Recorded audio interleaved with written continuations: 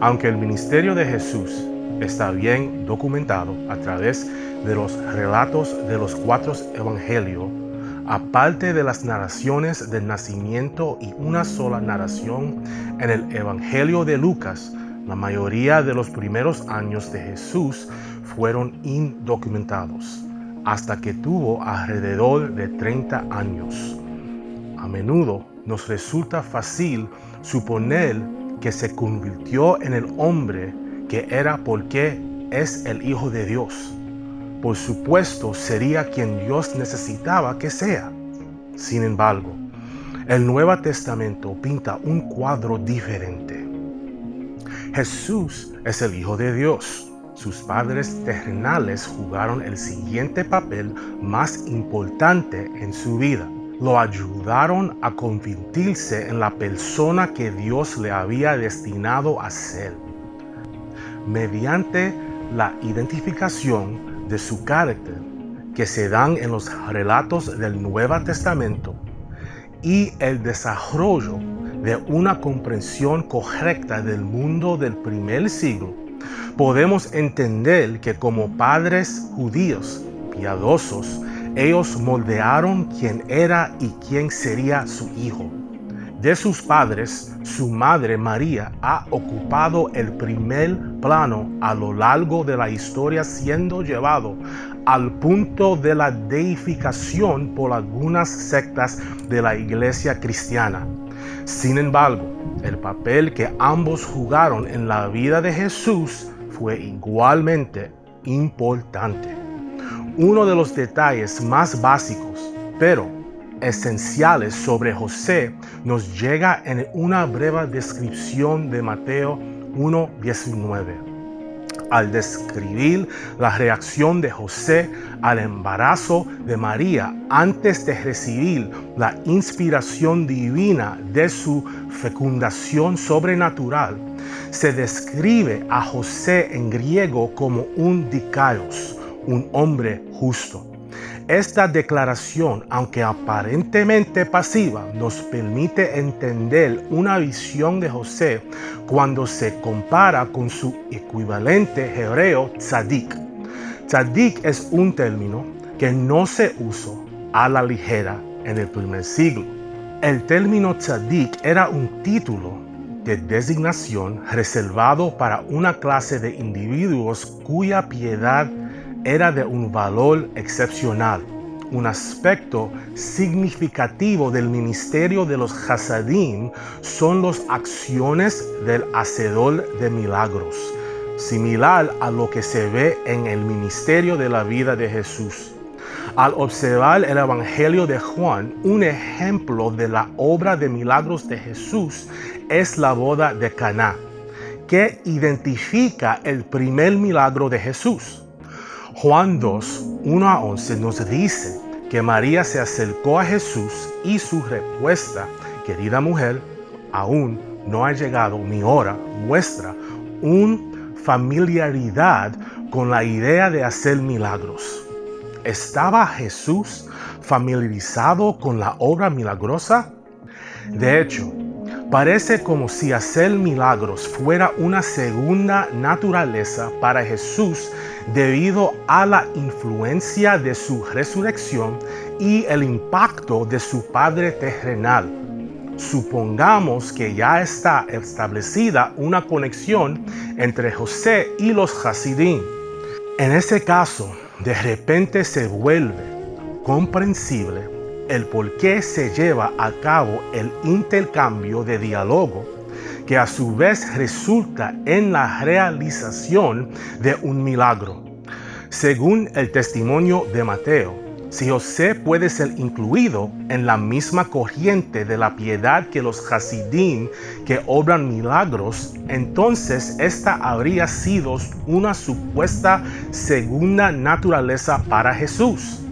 Además, encontramos que a partir de toda la evidencia que se nos da en el Evangelio, tanto María como José eran adherentes a las leyes de Dios, buscando no solo cumplir lo que Dios había ordenado, sino hacer lo mejor que pudieron. Lucas 2, 21 a 24 da este relato después del nacimiento de Jesús, que cumplidos los 8 días para circuncidar al niño, le pusieron por nombre Jesús, el cual le había sido puesto por el ángel antes que fuese concebido. Y cuando se cumplieron los días de la purificación de ellos, conforme a la ley de Moisés, le trajeron a Jerusalén para presentarle al Señor, como está escrito en la ley del Señor. Todo varón que abriere la matriz será llamado santo al Señor, y para ofrecer conforme a lo que dice en la ley del Señor, un par de tortolas o 2 palominos. A resaltar el verdadero carácter de los antecedentes de María y José, debemos poner un énfasis específico en el versículo 22. Ya que nos dice que las acciones en la narración que sigue tienen lugar cuando se cumplieron los días. De acuerdo con Levítico 12:4, lo más temprano que se le permitió a una mujer entrar al templo para ser purificada era el 33º día después de la circuncisión en el 8º día, 40 días total. Debían hacer esto después de tener cada hijo. Aunque este era el punto más temprano en el que una mujer podía entrar para ser purificada, no había expiración en el periodo de tiempo. No era extraño en el periodo del Nuevo Testamento que una mujer esperara hasta que nacieron todos sus hijos o hacerlo cuando fuera conveniente para ellos. Esta última opción no necesariamente debía llevarse a cabo en Jerusalén, pero podría llevarse a cabo en cualquier lugar en la tierra de Israel. Además, la ofrenda de purificación y dedicación no necesitaba realizarse en el templo. Se podía ofrecer a cualquier sacerdote local en su jurisdicción. Sin embargo, al ver la importancia de la casa del Señor, decidieron tomarse el tiempo para ir y dar la ofrenda del sacrificio en persona. Con este tipo de enfoque en la casa del Señor, no es de extrañar porque el Jesús de 12 años encontraría tal conexión con este edificio y este lugar a pesar de que la presencia visible de Dios, como se ve en el Antiguo Testamento, ya no se manifestaba de aquella forma. En el segundo capítulo del Evangelio de Lucas también encontramos otra pequeña pero esencial referencia a la piedad de María y José y su devoción a Dios. Jesús habría sido traído después de este evento de Lucas 2:41. Todos los años los padres de Jesús iban a Jerusalén para la fiesta de la Pascua. Esta acción parece ser un cumplimiento del mandato para Israel que se encuentra en Éxodo 23:17 y Deuteronomio 16:16. Cada año, todo hombre en Israel debe celebrar estas 3 fiestas: la fiesta de los panes sin levadura, la fiesta de la cosecha y la festival de los refugios. Esta habría sido una empresa desafiante para la Sagrada Familia. El viaje desde Nazaret habría requerido muchos días de viaje y habría sido costoso.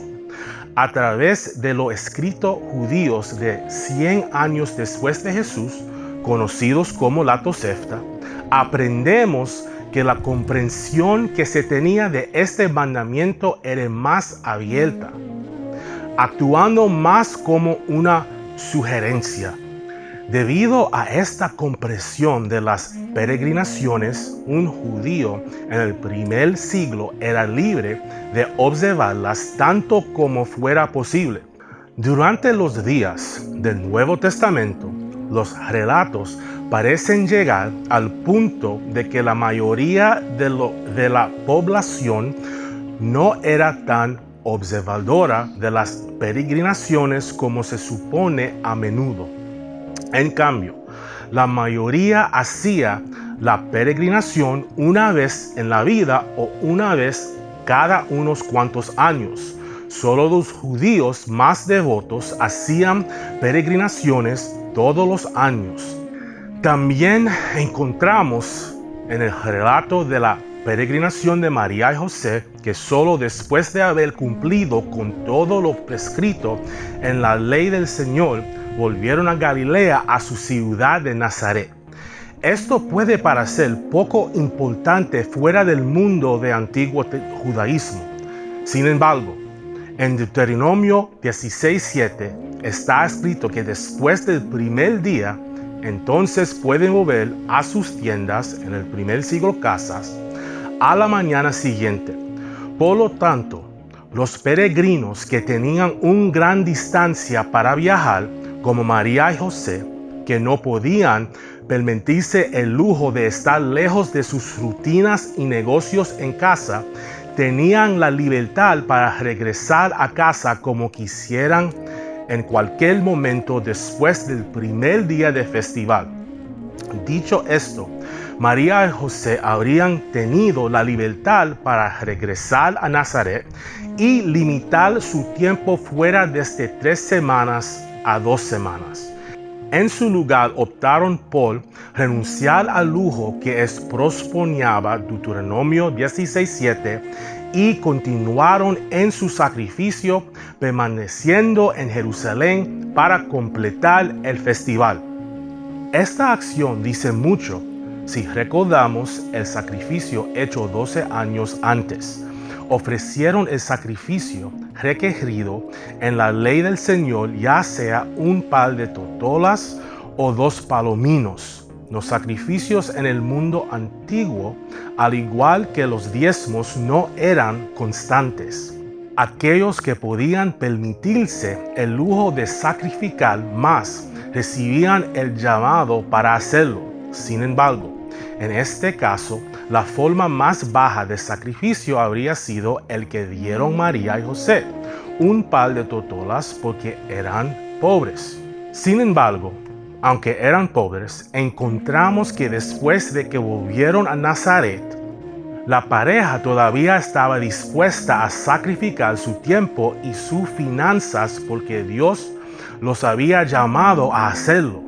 Viajaban todos los años perdiendo el salario de casi un mes para adorar a Dios como Él pedía ser adorado.